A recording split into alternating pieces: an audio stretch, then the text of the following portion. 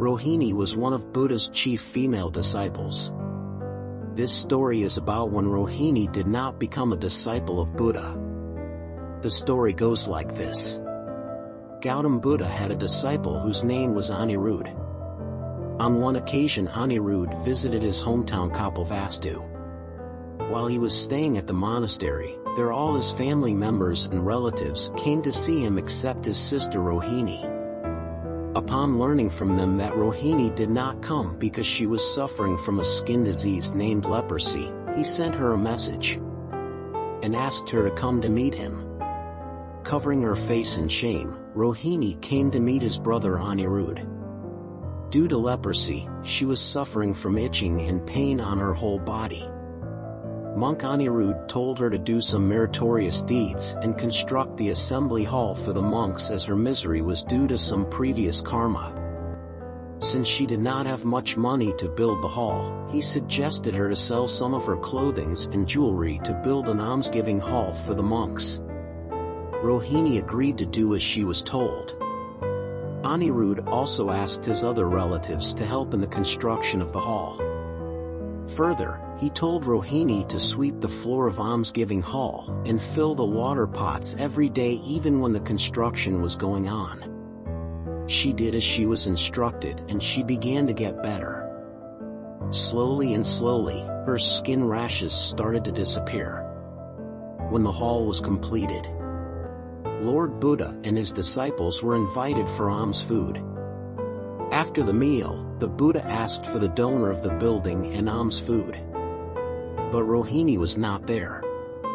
So the Buddha sent for her and she came. Buddha asked Rohini that if she knew the reason for her affliction. She replied that she did not. So the Buddha told her story of her past and as explained by the Supreme Buddha. Many births ago, Rohini was the queen of the king of Benares. There was a dancer in the king's court and she was king's favorite dancer. The queen became incredibly jealous of her and plotted a scheme against her. One day, Queen secretly told her servants to put itching powder in dancer's bed.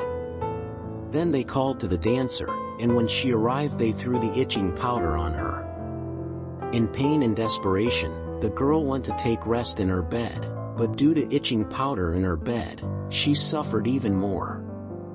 Because of this, the dancer had to suffer a lot. Then Buddha concluded that Rohini had come to her current condition due to this evil deed. But due to her meritorious deeds, her disease is slowly disappearing.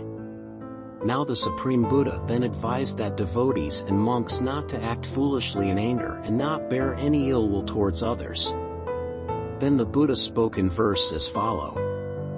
He said, "Give up anger, abandon conceit, overcome all fetters. Suffering does not befall one who does not cling to mind and body and is free from moral defilement," which means that one should give up anger. One should not be arrogant and overcome all obstacles in your spiritual path.